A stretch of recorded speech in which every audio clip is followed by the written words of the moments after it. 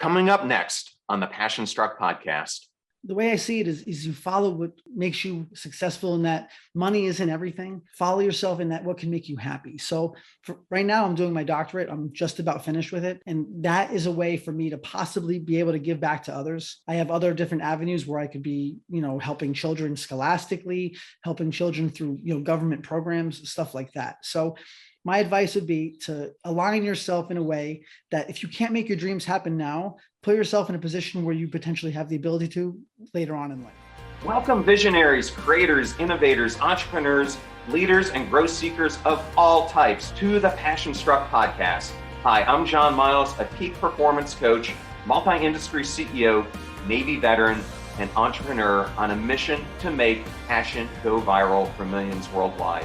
And each week I do so by sharing with you an inspirational message and interviewing high achievers from all walks of life to unlock their secrets and lessons to becoming passion-struck. The purpose of our show is to serve you, the listener, by giving you tips, tasks, and activities you can use to achieve peak performance and pursue the passion-driven life you have always wanted to have.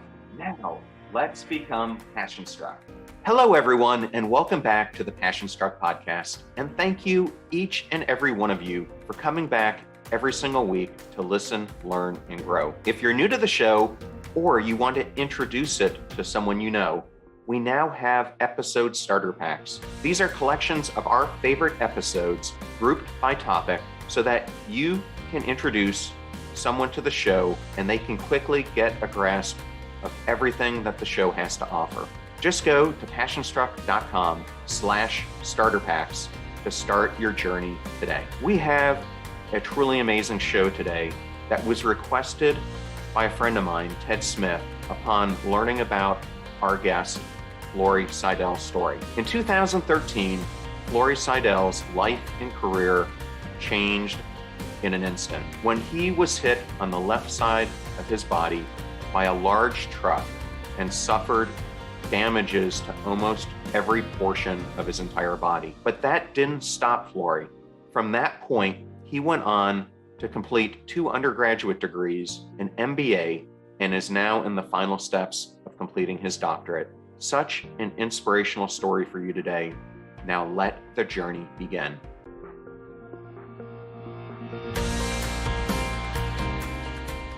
I am so excited today to have Flory Seidel on the Passion-Struck podcast. Welcome, Flory.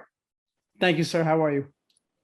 I am doing great. And you are here because one of our listeners, Ted Smith, reached out to me on Instagram and had met you, heard about your story, and said you would be an amazing guest for the podcast. So I'm so excited for you to be able to share your story with the listeners. Well, it's a pleasure to meet you, and I look forward to having everyone get to know me. So, okay, well, great. Well, I always like to get a starting point on any guest on the podcast so that the listeners can kind of get a sense of your DNA, where you came from, et cetera. So I thought a great starting point would be, Flory, what was so different about your childhood from the one most of us have?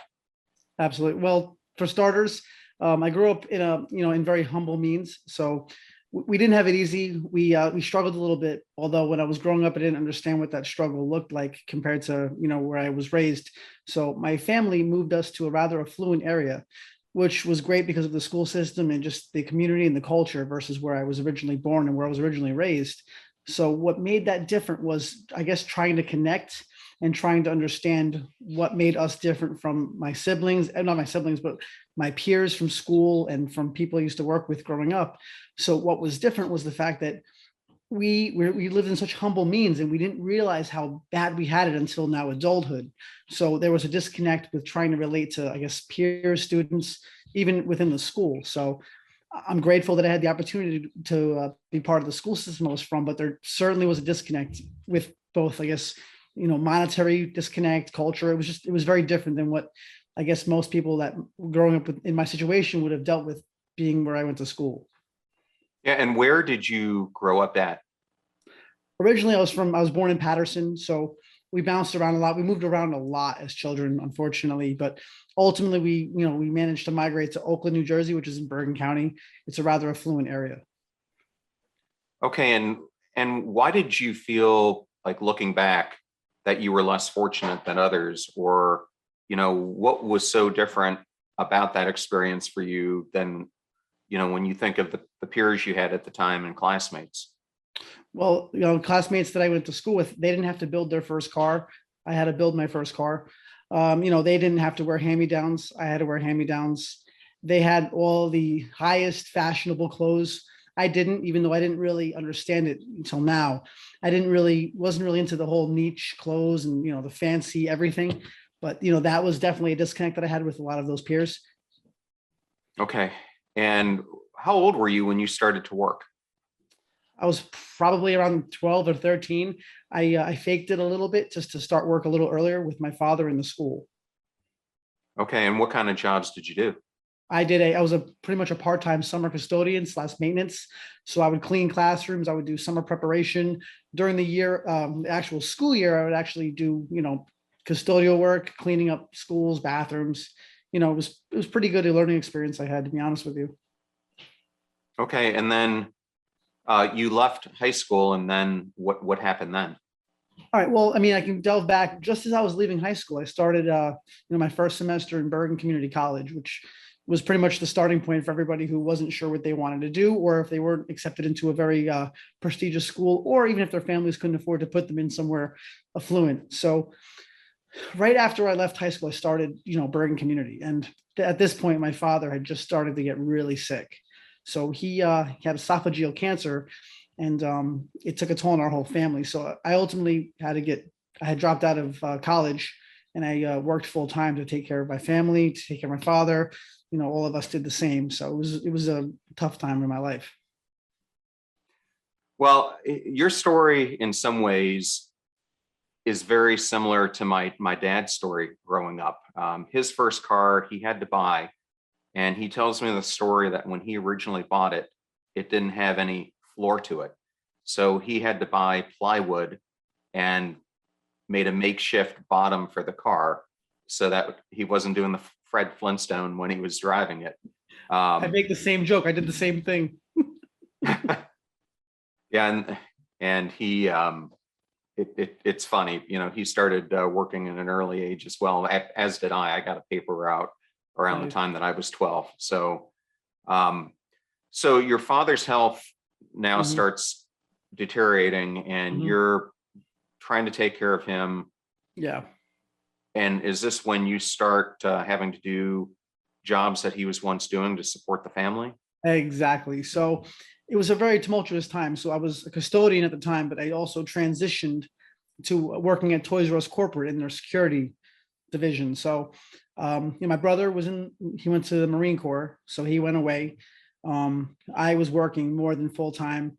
My other siblings didn't really understand what was going on because they were young, and that's kind of how me and my mom wanted it to be. We didn't really let on what was going on. I didn't talk about what was going on to family or not family, but peers or, colleagues. No one really understood the severity of what my situation was. But I started working at Toys R Us, and it was tough working there as well because it was a fast-paced corporate world, but also dealing with my own family issues. So, like I said, I kept it to myself. You never really knew I had a problem. I didn't bring it to work.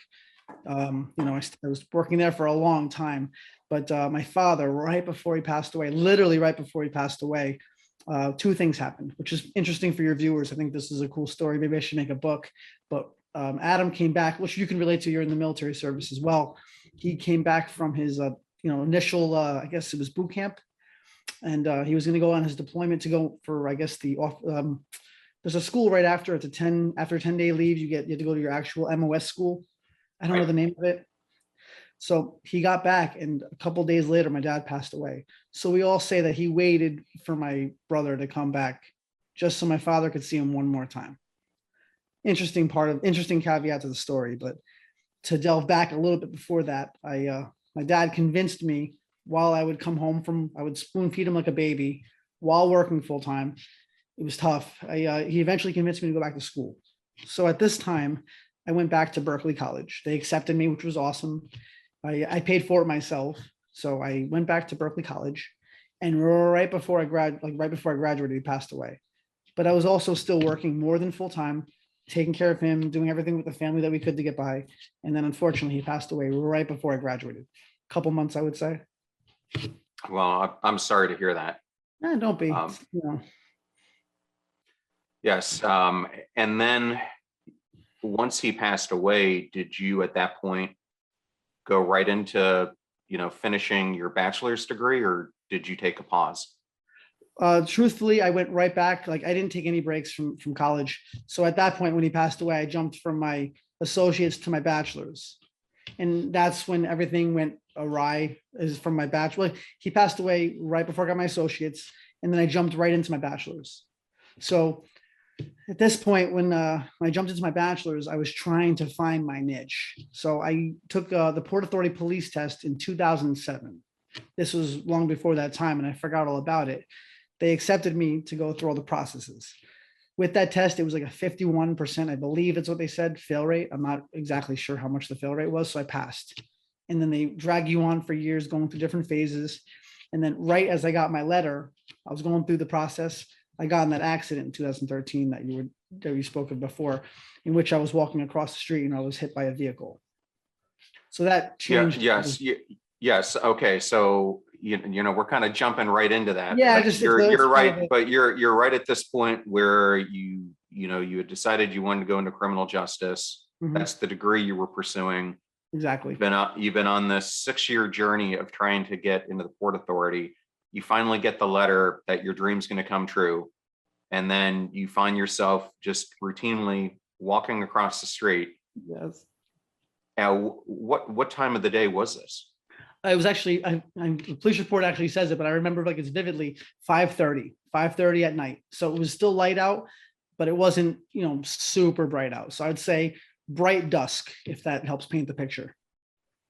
Okay. And what ends up happening at that point? So you were hit by this car, and what happened? All right. So you ever see those Ford Econoline vans, the gigantic ones that are retrofitted for like taxi service or transporting large amounts of people? Of course. Yes. That's the vehicle. So he was pulling out and I was in the crosswalk. I had the light. And the next thing I remember is stepping off the street. And I remember hearing a bang. I didn't know that I was the bang at the point. So what had happened from witness testimony, because I was completely knocked out, he struck me twice. So he hit me once. I went flying across the street, and then he drove over me. And I know this because I had the tire marks over my leg and my pants. So I tried to figure out what was going on. I had no idea what had happened. I had no air in my lungs. So I abruptly stand up. I look over and I see the guy who had hit me, and all he did was have his hands like this, and he didn't come over to me, didn't check if I was okay, nothing. And then I collapsed. And then I was in and out of consciousness at this point. So, but no one came to help me. The only people that helped me were the ambulance that was right next to the hospital that saw me. No one came to help me. So you're laying on the ground. They're actually witnesses who see this. The driver of the van does a hit and run. And he stopped, but he didn't help me. Okay. But he didn't stay there either until police or paramedics showed up. He was in a distance off to the side, but he didn't come to my area. So he was significantly further than me, but he did stop. Okay. Last I remember. Was he the person who called the paramedics, or? Truthfully, no. I think that they were there because it was at the hospital where I was working, and right around the corner was the ER. So I think that they were just driving by and saw me on the ground, to be honest with you. Okay. And then can you tell the audience what were the injuries that you suffered? All right. So initially, my back teeth, my jaw was just completely, I couldn't talk much. Everything was just mangled. My ribs, from what the ER told me, that 3 of my ribs were broken. My knee, I needed surgery on. I needed surgery on my wrist, into my arm. Trying to think what else. There was just a lot of stuff. Head was completely swollen. Inside, all my organs a lot of them were swollen from what the ER doctor told me. They were fantastic over there. We will be right back to the PASSIONSTRUCK podcast. This episode is sponsored by ShipStation. The holidays are the most wonderful time of the year. But if you're running an online store, you also know that it can be the craziest part of the year. I know this firsthand from my experience running both Lowe's.com and Dell.com. There is inventory to manage, orders to fill, and a growing list of stressed out customers who are waiting for their packages. With ShipStation, all of that hassle and stress that goes with managing these packages and their delivery goes away in an instant, leaving you with happier customers and more freedom to pursue your passion, which is running your online business. What I personally love about using ShipStation is that it gives you the purchasing power that I had when I was at a Fortune 500 company with so much ease of use. And they connect you with UPS, FedEx, and USPS. So you have all your shippers right there at your fingertips. No wonder that 98% of customers who use ShipStation for a year keep using it as long as they are in business. It's that good. Make this holiday season a little bit brighter with ShipStation. Use my offer code PASSIONSTRUCK to get a 60-day free trial just in time for the holidays. Just go to ShipStation.com, click on the microphone at the top, and enter the code PASSIONSTRUCK. ShipStation. Make ship happen. This episode is also sponsored by Issue.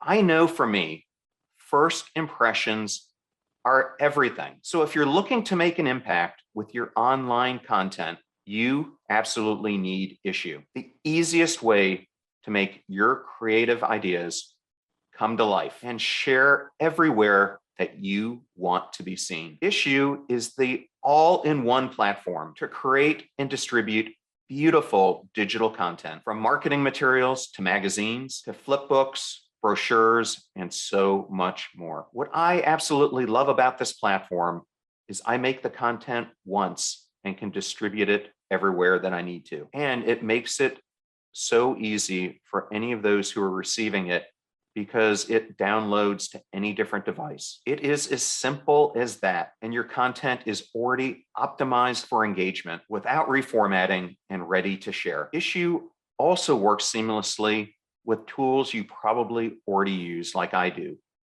Tools like Dropbox, Canva, and InDesign. And right now, you can actually start using Issue for free. They also give you premium features that give you a more customized experience. Get started with Issue today for free.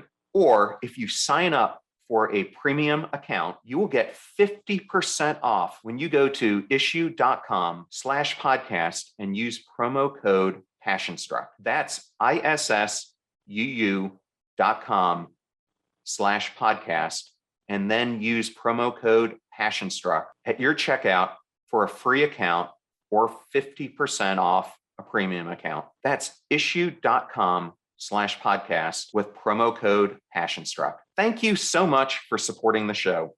Your support of our advertisers keeps the lights on around here. All those codes and URLs I know can be so difficult to remember, so we put them in a convenient place, the show notes for each episode. Please consider those who support us and make this show possible. Now, let's get back to the PASSIONSTRUCK podcast. And how long did you have to remain in the hospital for? This is the interesting part of the story that I don't like to admit to everybody, but I guess your audience is going to enjoy this. Being that I was in the Bronx, I was brand new to the Bronx. I was afraid, to be honest with you. I ended up checking myself out that night, and it took me an hour to get to my car. So I was walking to my car, crawling on the side of the walls, trying to get to my car. I should have stayed. They wanted me to stay over. They wanted to check me in, overnight or for a couple of days with morphine drip, but I didn't want to do that because I was afraid. So I ended up leaving, and it was a terrible car ride home. And then how long did it take you to heal from this accident? It was on and off. There was no set time. So initial surgeries, I had a couple different surgeries. The recover time on those wasn't too long, although I did make one mistake. I was trying to take care of my family, which I told you in the audience a while ago, through this conversation. But after my initial surgery on my wrist, I went back to work the next day. And I went to pick up something, and I ripped all the stitches out of my hand because we had to eat. I had to take care of my family. I wish I had another different way, but I didn't have medical insurance at the time. I was struggling to get by. So what were my choices? Pretty much was my cause. Yes, well, uh, I guess you probably never went after the driver, because possibly they would have had insurance that would help with your medical bills and whatnot. Well, the thing was, I didn't want to do anything initially with them because I'm not like that. I just wanted an honest day's work, honest day's pay. Let me go home. So initially, like I got sued from the city of New York Fire Department. They were coming after me for collections for the ambulance ride, which was literally 13 feet from where I was to the front door. The initial ER visit they were coming after me for, and they're significantly expensive. So eventually, I had to go do those things to recover that for them, but I didn't do anything to make money for myself, or that's not who I am as a person. Okay, so I You know what I'm trying to say? I think you're kind of low playing the extent of the injuries, because as I understand it, Yeah. you had hand surgery, then you had to Mhm. go get knee surgery, Mhm. then you had to get arm surgery, and then you Mhm. had to also go through um, 8 hours of surgery on your mouth, Yes. where you had to get grafts in all quadrants of your mouth. And Yes.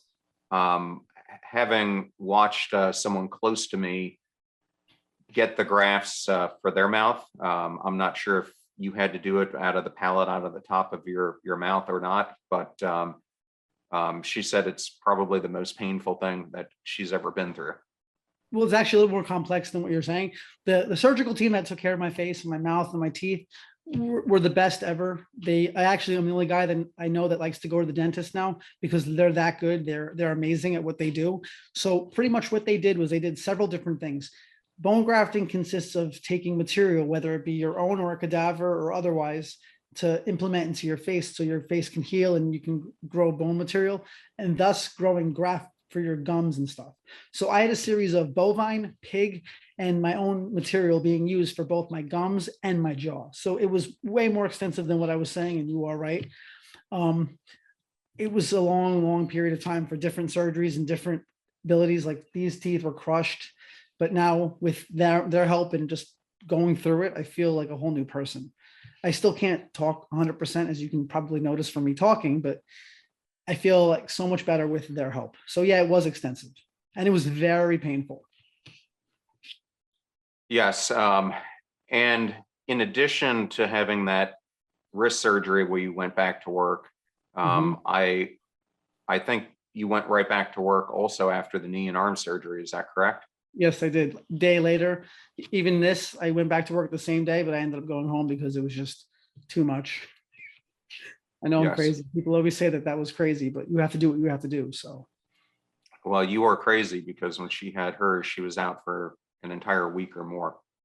it was tough. I did all four at the same time. So by the time they started this side and worked their way across and then went down. So when they got to this point, this was starting to wake up. And by the time they got to this section, this was on fire. So as you can imagine, it was chasing with, it was awful, to be truthful. Wow. So you go through all of this, Mhm. and coming out of it, now you find out that you can no longer go to the Port Authority. Mhm. So, how are you feeling at this point? Here you have this dream that you're on the verge of doing all this work. Your father dies, you're about ready to get what you always wanted. You get hit by a car. Now you have to go through all these surgeries. Um, I mean, you must have at that point felt so dejected. I was just going to use the same word. I was so dejected. It was a very low point, but in retrospect, it wasn't the lowest point. So if you to look at it that way, like I felt as if, what was the point to keep going? So you figure I have one small win, it gets taken from me. I have another win, it gets taken from me. So at this point, what's the point of going for any wins? So that's kind of where my head was at. And thank God to the support structure that I have, and some friends, family. A very good friend of mine, his name is Frank, and he wouldn't mind if I bring him up. He was a very devout Christian. So I was raised Catholic. I was a big time Christian. I was big into religion. I I have a Bible, and I thought I was doing everything right. But then all these things happen. So it's like, okay, where was God? And that was one of my big pivot points. Where was God? Because you figure a guy who conceivably is doing all of the right things just keeps getting bullied and picked on by whatever power you believe in. And that's where my head was at, unfortunately. And I hate to admit that, but it's true. And how long did this period of time last for you? Truthfully, my whole life, growing up till now, because I would always have small wins and then devastating losses. Small wins, devastating losses. So at this point, it was every win was met with some kind of adversity. So let's say I would have a win, it would develop into, okay, when is the chutes and ladder effect going to happen? When am I going to get knocked off of my little pedestal? Yeah, and I'm sure many people in the audience can relate to how you're feeling, whether they've had this accident or not. You know, they feel like they're trying to make progress in their life, and yet it feels like the universe doesn't open up that opportunity that would allow them, to break through. I'm sure many people have that feeling. It's you were probably feeling stuck with where you were in your circumstances. Absolutely. And it was sad, but I mean, another thing is, like you said, other people do feel the same way. And it's hard for a person that's going through it to understand that. So I understand it now, but you are 100% right. So you end up finishing your degree in criminology, Yes, sir. and then what possessed you to then go after getting an MBA? All right. So this is a cool part of the story. I was working at the hospital, and I was talking to somebody in management. I don't remember exactly who it was, but they had an MBA and they were doing very well for themselves. So with the hospital, it's more public policy, initiated. So I was thinking about either doing an MPA or an MBA. So this person in particular has an MBA, and I wanted to follow their footsteps, being that it's a very marketable degree, and with certain issues, I can make it happen financially. After doing a little bit of research, I jumped right into an MBA program, and that's pretty much how it started. And that's how it didn't finish. Obviously, I'm still going, but that's how I got into my MBA. Okay, and so you were doing the MBA while you were still going through treatment for these injuries, or had that all been in the past at this point?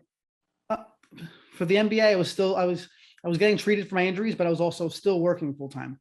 So I would still be working while doing other parts of my life. Nothing, I never ever stopped. None of it ever stopped, whether it was school, treatment for my injuries, or everything else in between. So I kept going, all of it at the same time. So if you had a listener out there and they're saying to themselves, I'm down on my luck, how does this guy, with everything that's transpired, keep trying to move ahead? What would your advice to them be? How do you muster the courage to keep moving forward? That is a great answer. And I guess a lot of it might be just, in a way, it's not courage. I would say it's a lot of it's self-fulfillment, to be honest with you. I did these things as a way to, it's a self-medicating process, as it were. A lot of it I did just to, put myself somewhere else. I mean, there is a courage element, I suppose, but I did it, in a self-fulfilling way. So it wasn't really me trying to be courageous, and I understand listeners could probably this guy is 100% right. And I'm saying it just like it is. And a lot of people either would or wouldn't agree with that. But that's pretty much how it started for me. If I kept myself so inundated with everything, then the reality of other things would just be too busy to be dealt with, to be honest with you. Okay, and so what would, in addition to that, be some of the advice you would give someone on why it's so important that you pursue your dreams no matter, what the circumstance is? Well, I love that question. And a lot of people will give you the cliche answer, follow your passion, follow your dreams. The way I see it is you follow what makes you successful, in that money isn't everything. Follow yourself in that, what can make you happy. So right now I'm doing my doctorate. I'm just about finished with it. And that is a way for me to possibly be able to give back to others. I have other different avenues where I could be, helping children scholastically, helping children through, government programs, stuff like that. So my advice would be to align yourself in a way that if you can't make your dreams happen now, put yourself in a position where you potentially have the ability to later on in life, which was my goal. Because of all of these terrible things, I was able to move the chess pieces on the board that eventually I knew that they would line up. Okay, and what is the doctorate program in? Well, right now I'm doing a doctorate in, it's a PSYD, which is clinically focused. It's criminal psychology. Okay, and can you tell us more about the topic? Absolutely. So now my doctoral research, which I actually last night, let's knock on wood, I just submitted it for hopeful getting my methodologist to approve it for me to give my final oral defense. My topic is criminality in the fatherless home, which is a huge topic, especially, being how I grew up and from where I work. I work in the South Bronx. So I see all these different things that I would really love to change. And children, more than anything else, need our help and need our, I guess, our awareness at the very least. And as you've been doing this research and writing this paper, what are some of the things that you've discovered about single parent homes without a father? Well, there's a couple of things I discovered that go beyond that as well. Like, for example, one, it's a super polarizing topic, and it shouldn't be, because it's a real world issue. And that would be the number one. It's a real world problem. Now, if you look statistically, children in America or, around the world in urban areas statistically it's more likely to see that they don't have a father or they're in a single parent home. So like picture Detroit, let's say 71% of the children in Detroit don't know who their father is. And if you look statistically within the populations of both race and beyond, they're more prone to being part of the criminal justice system in a negative way. It's just very, very sad. So you're trying to make the link that if a child grows up this way, there's a higher potential occurrence of them sometime going to jail or having trouble with the law. And or not even doing well in school, just living impoverishedly and also perpetuating the cycle. Now, the reason I connect to this myself, which I'm sure some of your listeners can relate to, is the fact that, granted, I grew up in very humble means, but my parents were always a great support system. My father always harped on getting your education. My mom was big on manners and respect. And those things beyond education were the most useful tools in my life, regardless of how I grew up. So this is what I would hope to do for children that are, possibly live the way I did, or for people trying to raise their kids to understand that these are real world issues that need our attention. They need to be addressed. Sir, is there anything in your dissertation that you found really intriguing that the listeners might want to hear about? Because to me, it's a pretty fascinating topic, because with the rise in divorce rates that we have, and these urban environments, et cetera, I can see why it's such a big problem. What are some of the intriguing things that you discovered? The intriguing things that I discovered through this research, both qualitative and quantitatively, I would have to say would be the institution of mental health awareness. So you see that children who are raised in these situations, they don't understand what causes them to do what they do. Rather, they just react to it. So what happens is they become part of this overwhelming system with mental health. So you see children that are in these situations are more likely to need mental health, need therapy, stuff like that, which is something that people don't often realize. But mental health is a major caveat to this particular topic, which is just, it's fascinating, it's intriguing, but it's also alarming. Yeah, and what are some of the solutions that you see to dealing with this? I would say program mitigation. I would say we as a culture and a society need to be more aware of this is a real world problem. So today you'll see that they made it a political issue or a polarizing topic, whereas they won't talk about it. So if we have awareness that these children need institutions like the PAL in New York City, the Police Athletic League, where officers and older guys who have the ability help take these kids under their wing so they won't be at-risk youth. This is what we need to do as a culture and a society. We have the ability to. We should just take advantage of this as we know it's a problem. Okay, great. So if someone in the audience is more interested in this topic, what are some ways that they could reach out to you? If you'd like, I can leave my contact information. You can look up my name on the internet, and you can see that I have my doctoral information, my contact information is all out there. But if you'd like, I can send you a brief that you can submit to your audience, and they can feel more than welcome to reach out to me. Maybe I can give them the statistics or information on programs near them. Okay, I'll make sure I put something in the show notes. Perfect.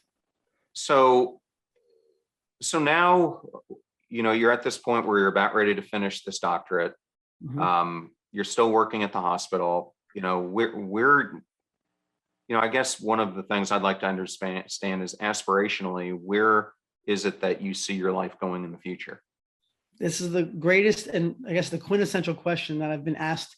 And I mean, I don't want to admit that I don't know at 36 years old, but I'm sort of lost in a lot of different ways. So, for example, as you know, I've been applying for positions everywhere, both operationally, governmental, and with the advent of COVID-19, things have certainly changed. People are not as responsive as they once were. They have their own issues to deal with, and I see that there's a big disconnect in how people are relating to others. So aspirationally, I want to somehow land a position or an idea or a role that would allow me to be more communicative to people, because I'm a rather good talker, or I'm a very eloquent speaker in a lot of different ways, but some people aren't.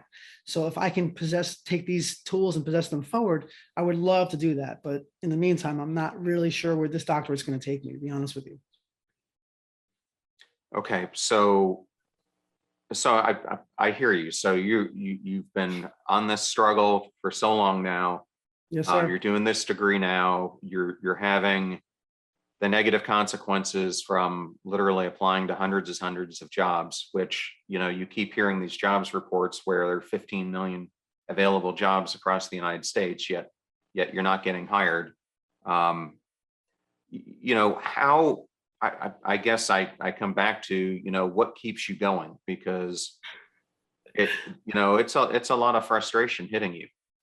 Well, to give you a little more insight, not to say too much, but I wake up at 3:45 in the morning. I drive into the city, which takes me probably an hour and 20 minutes without traffic, and about 2 to 2.5 hours every day home because of traffic. So, I mean, granted, I'm grateful for my time at the hospital. I'm grateful for what I've learned, but at the same time, it's time for me to have more time for myself, which I've never had.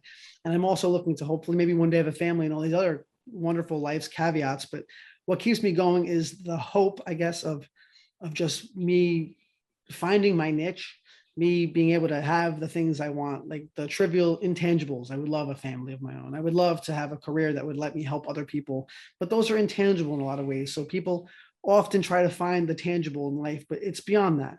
They want the Mercedes Benz or the big house, the brand new iPhone. Those things mean nothing to me. They're frivolous. I'm looking for something that just has something that I can take with me, because in the end of the day, you cannot take it with you. Does that make sense? No, it makes sense. And I think that there are many people out there, I know some personally who kind of feel the same way you are, whether you're your age or you're in your early 40s, or it could be in your 50s, you're like, they've never had a family. They've put in all this schooling. They have this aspiration for where they want to get to. They go out and throw themselves at these opportunities, volunteering, if that gets them in the door, because they know if they can get in the door, their personality is going to win the people over, yet they don't get the breaks. And it is such a hard thing to see, being their friend, just getting to know you, because you're putting in all this effort to make yourself go in a positive trajectory, which I applaud all the steps you're taking. But you're right. The purpose of this whole show is, how do you find those ways to focus more on your own self narrative, to work on those things that we all need to work on if we're going to improve and achieve the life that we want. So I guess it leads me down the line of, you're living in New Jersey now. You're open. If a listener somehow had a job opportunity and it's in Atlanta or Charlotte or Tampa here, to opportunities outside of where you're at right now? Absolutely. Okay. So I did want to go into a little bit. I know family has been extremely important to you, and from that standpoint, what are some of those things about family that mattered the most to you, and some of the things that, these single family homes that you're now researching, what are some of the things that, if you could wave a wand, you wish some of these kids who are struggling, who are likely headed into, this criminal system, what are some of the biggest gaps that we as a society need to help with? All right, that's a great question. And beyond my doctoral research, I would say there's a concept of duality. So, for example, let's say you were raising a child and you're a single parent. First of all, I applaud you for it. I know I don't know personally, but I can imagine how difficult it is. So I don't want the listeners or anyone to think that I would be knocking single parent homes. I am absolutely not. And I commend them, immensely. But there is a gap in that, you're getting one person's perspective. You're getting lessons from one person, one life's experience, one personality type. So in multiple parent homes or sibling homes, you're getting different types of personalities and ideas flowing that help melt the person to who they are. So seeing that my mom and dad are very different people, I was able to pick up different nuances from both, manners, respect. There were some negatives as well because we're not perfect, but we're getting duality. I'm getting different types of ideas and concepts. With certain single parent homes, you're not. And then in other instances, that single parent has to work extra hard just to provide for them. So who's the teacher when they're not around? Peers, both good and bad. Media, both good and bad. You're getting different concepts, and it might or might not be good for that particular person or even a culture or a region. So that's what my research leads me to believe, and just what I could see with my own two eyes. Okay. And I wanted to just ask you a few more questions so that the listener can get to know you a little bit better. Are there any current books that you're reading right now or may have recently finished? Truthfully, I used to be big on books. I used to love the Harry Potter books. They're not really anything big on that. I like reading lots of my science-based books. I'm big on quantum mechanics, astrophysics as a hobby. I read a lot of those books. I read a lot of different books based on science and, astral phenomenon. I'm big on that, which is a hobby, but I never really went to school for it, even though I should have. Well, on that topic, what are some of the things that interest you the most? I love seeing how large the universe is. I like seeing how it's just so amazing and so confusing that you wonder who started it all. So, and there's one thing I've learned growing up until now. A lot of people try to find answers in anything that they can, both for God and away from God, to bring up religion. So in a lot of ways, people use sciences to refute God. I see it the other way around, because there has to be something that made all this amazing mathematics, all this amazing clockwork of life come together. I don't see it happening like this by itself. Well, I a couple months ago got into this series called Project Blue Book. I'm not sure if you're familiar with that or not, but I think it was a History Channel series. I caught it on on Amazon Prime, but Project Blue Book was an outfit in the U.S. Air Force that over a period of probably 2 decades was trying to explain UFO phenomenon. And basically they were trying to come up with anything they possibly could to classify these experiences as being anything but extraterrestrial. So, they would come up with whatever scientific means they possibly could. But during this whole thing, the research scientist who was from Ohio State, although he was being ordered to come up with these things that would give the Air Force ammunition to say, no, this wasn't a UFO, he was becoming more and more convinced the entire time that everything was absolutely correct.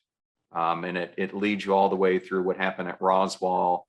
It was amazing to me that in the late 50s, there was actually 8 to 12 spacecraft that were seen by tens of thousands of people over Washington, D.C. And they were explained away as being some sort of Soviet technology. Although in 1954, they were moving at clips of 3,000 to 4,000 miles per hour, which is just laughable. Yeah. Because no one had that technology. So it's interesting because I firmly believe, it is next to impossible that we are all alone in this universe. I agree, actually. So a great series for you to watch if you haven't had the opportunity. I'll check it out. So Flory, if you were going to give any, last bits of advice to the audience on, if they are struggling and they don't know what to do, what would be your advice for them to move forward? That's another great question. And apart from all the cliche answers of never give up your dreams or pray or anything like, well, praying helps, but apart from everyone else just coming up with these, frivolous ideas of just, believe on it or make it happen or work, those aren't real answers. So what I did and what I would suggest is do something, because that will lead you down the rabbit hole of finding your niche. So I didn't always think that I would have an MBA. I didn't ever imagine myself doing a doctorate. So all these things were just part of the stages of me just doing something to find something else. And in a way that brought me to here to meet you. That wouldn't have happened if I didn't have those things. So different transitions of life happen through different transitions of life. You do one step to the next. So my advice to them would be do something. That something might lead to something else, which could lead to something else, which has brought me so far in life in so many different ways. Okay. And a question I like to ask guests, just to see where their head is at, is if you were selected as an astronaut and you were one of the first people who landed on Mars, and you could establish one law or rule, whatever it may be, that would be doctrine that from that point forward, what would it be? Okay, I have a really good one. The person, I'm going to lead to a story that's going to answer this question perfectly. So as I struggled with my doctorate, I was looking for answers everywhere, including YouTube. I ended up meeting this gentleman. He's a doctor himself, and he's also started a company or a program called Reciprocity. And what that did is it's a program that helps other doctorate students like myself and like he was to get help or push forward. He's not affiliated with me in any which way other than the fact that we became friends on LinkedIn after me looking him up and trying to understand his company, because his work helped me so much. He has one rule on his show, and that is after you watch a show, and if something on the show helped you, pay it forward. So with that, my rule on Mars would be when something does something nice, do something nice for someone else, or don't ask for money in return, pay it forward.